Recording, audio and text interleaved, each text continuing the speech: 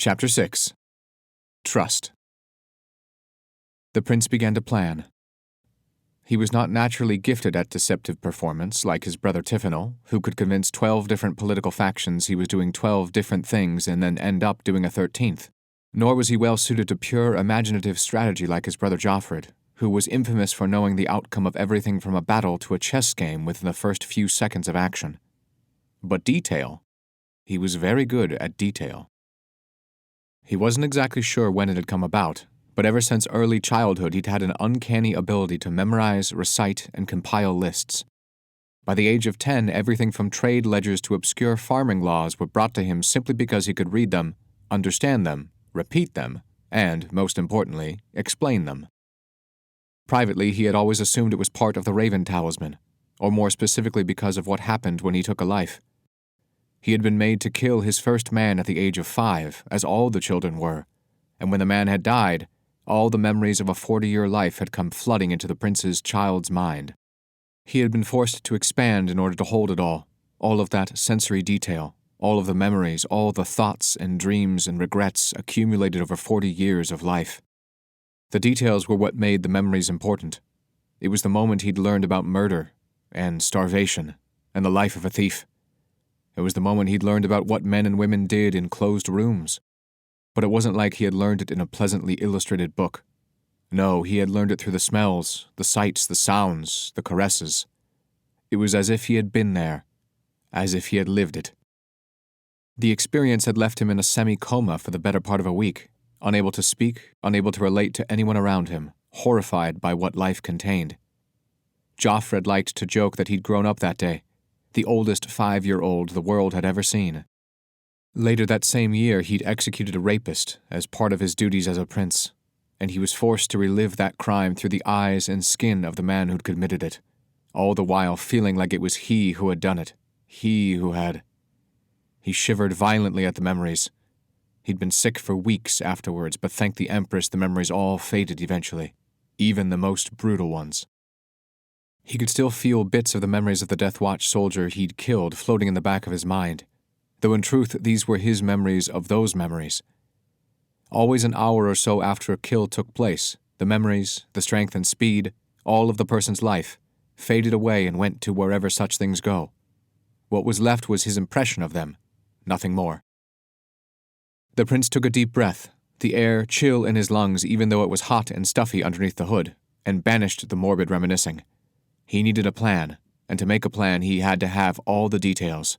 And to get all the details, he needed to get the shadow-cursed, light-forsaken, damnable hood off his head. He needed to see, to hear, to talk to the exiles. But how would he do that? They didn't trust him.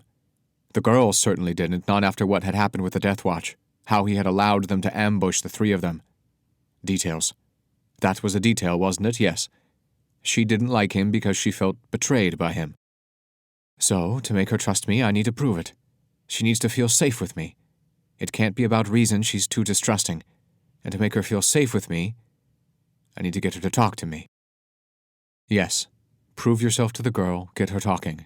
Now, Thomas. The irony, of course, is that they can't actually trust me, because I'm only earning their trust to betray them. For some reason, this thought hurt the prince. Betrayal was evil, it was wrong, and... But was this betrayal? Betrayal would be to turn his back on his mother and the other children. Family loyalty came first, and loyalty to the Empire, which was the source of all good in the land of Lucien. Yes, to be loyal to them, this deception was necessary. Thomas.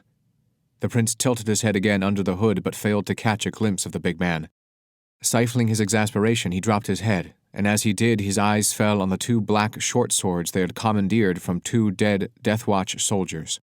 They were lashed down securely to the pack horse along with the supplies, and as he looked at them, the image of Thomas's enormous greatsword came to mind, the huge swath of steel cutting through the shadows and flashing in the light as the exile dueled and overcame the Death Watchman, saving the prince's life. He's a protector. Yes, it all fit.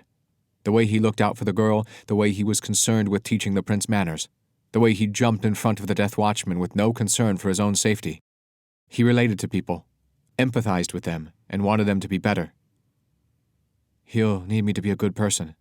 He'll need me to want to be a good person. He wants people to be good. So the prince began to make a plan, knowing that it was rudimentary at best, but that he had to commit to it. And that night, once they had eaten and he was once more bound to a small tree, he put the first part of the plan in play. "I apologize for not telling you that the Death Watchmen were coming," he said. He watched their reactions carefully, recording every tiny detail. They both stiffened as he spoke. His voice caught unintentionally in his throat, and he cleared it before pushing on. "I was wrong." Tomas turned slowly to look at the girl, his face giving away nothing but his eyes quite clearly speaking volumes to her alone. She looked back, her face also unreadable, and the prince felt a flash of annoyance that he couldn't pick up the slightest hint as to how either of them were feeling. Tomas looked back at the prince, waiting for him to continue. "You were right," the prince said, choosing his words carefully. "The Death Watch was sent after me. They followed and ambushed you in order to get to me. I think that it was my mother who sent them." It was not a lie. He did believe that his mother had sent them, but as a test, not to kill him. Next, he told them what the second Death Watchman had said to him while the girl had gone to get Tomas. He watched closely for their reactions, and this time they were more illuminating. The girl's eyes flashed with surprise and then narrowed in suspicion before she smothered the emotions and returned to a blank calmness.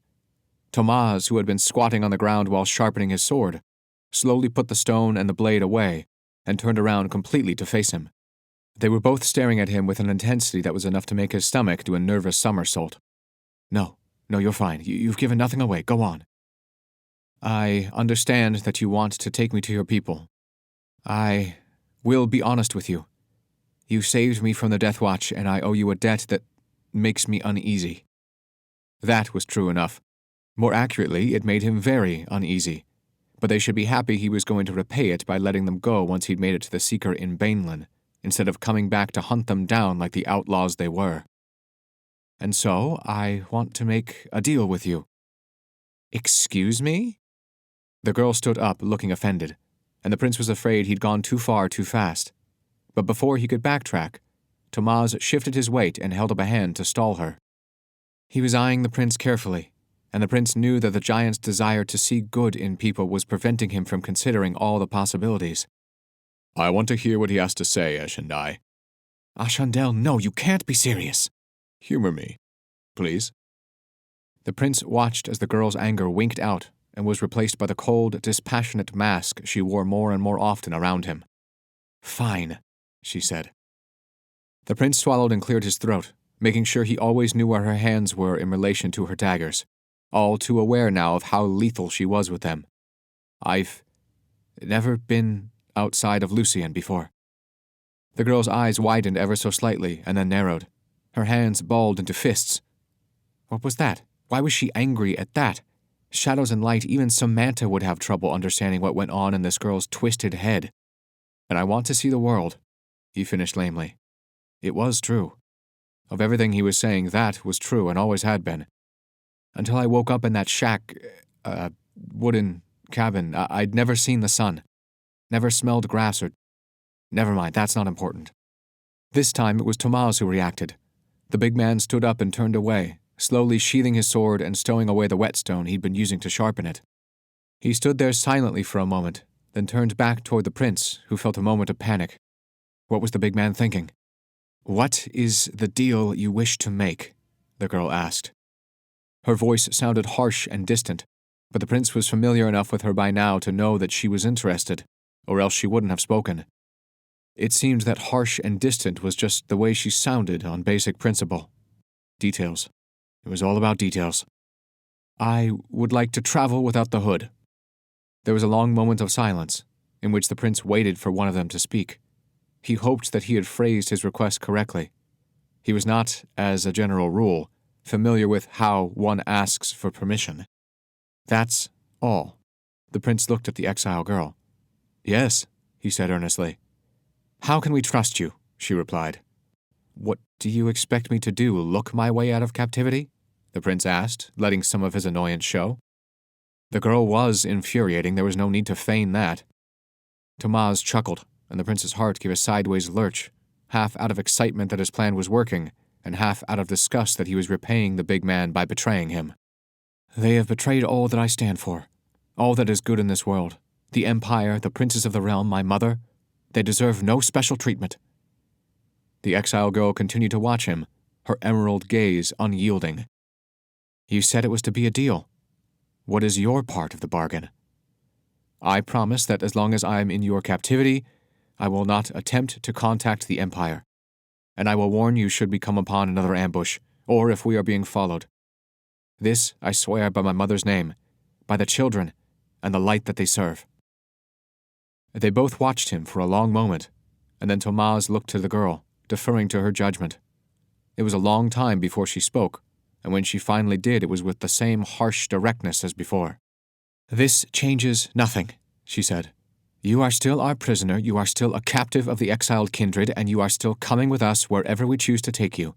Should you choose to break your promise, I will end you, Prince of Ravens or not, before you can take your next breath. I want it to be very clear to you that, as you've seen, you are extremely valuable to us alive. But should it come down to it, you are much more valuable as a dead prince than an escaped one. If there is the slightest chance that you are about to become the latter, then I shall make you the former." The prince waited for Thomas to say something, but the big man only stood in stoic silence. It was then that the prince truly realized that the girl was the leader of the two, despite being the younger. She was in command, and the big man would only advise her. The final decision, after debate was done, would always be hers. "I can accept that," the prince said. In truth, it was no less than what he had expected, if far less than he had hoped. But with one more request. She stiffened and her face grew thunderous. The prince continued quickly. "Every day that I keep this deal, I would ask that I be allowed to earn your trust, much as I can. You, both of you, saved me from death. Thomas has, if he speaks true, done so twice. Should I go back on our deal in any way, then you can hood me, cloak me, tie me to that thrice-damn horse if you don't choose to kill me outright." "How will you earn our trust?" Thomas asked. "Responsibility. Perhaps something as simple as making the fire. You can supervise me, or you can tie me to a tree with only enough slack to perform the task, but give me something to do, and you'll see that I can be counted on.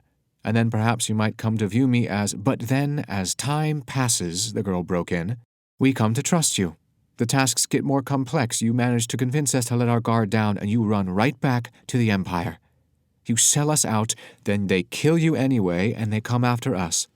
Sound about right?" "I just learned that my mother sent the Death Watch to assassinate me," he said, letting some of his inner turmoil show. "Why would I run to them? I think it has been just irrevocably proven to all of us that there is no place for me to run, even should I wish to leave your company. Which, to tell you what I think you may soon guess, I do not want to, because I know nothing of this world, and it appears the two of you know much. You have food and transportation, whereas I have nothing but borrowed clothes and a price on my head. Not to mention that should the Death Watchmen come again, as we know they may, I would feel more secure with those daggers and that greatsword nearby. Why would I run, knowing all of that?" There was a long silence as Thomas and the girl watched him, the first with interest, the second with something akin to loathing. "You are lying," the girl said. "And I," Thomas said. "I see no harm in this. After all, did not the Empire prove to him in spectacular fashion that he is no longer welcome among them?" "He's the Prince of Ravens. We can't trust him," she said. "He's a boy," Thomas rumbled gently. "He's barely older than you were." She jumped as if burned, and the prince flinched back, surprised at her reaction. What had just happened? He wanted desperately to ask, but he knew he would get no answer. Barely older than you were. Had she come from one of the imperial cities? A long time passed before she spoke again, and when she did, it was without breaking eye contact with the giant. "I understand what you're saying, but I just don't trust him. He's holding something back, I can feel it." "The choice is yours," Thomas said, "but you have my counsel." "Yes, I know." She turned to the prince then and watched him with an intensity that was quite alarming. Her eyes were flecks of emerald stone, and the lines of her face were hard and angular, like planes of a marble statue. She strode forward and held out her hand. "We have a deal." The prince shook her hand, which was cool and calloused, no doubt from years of work with her daggers.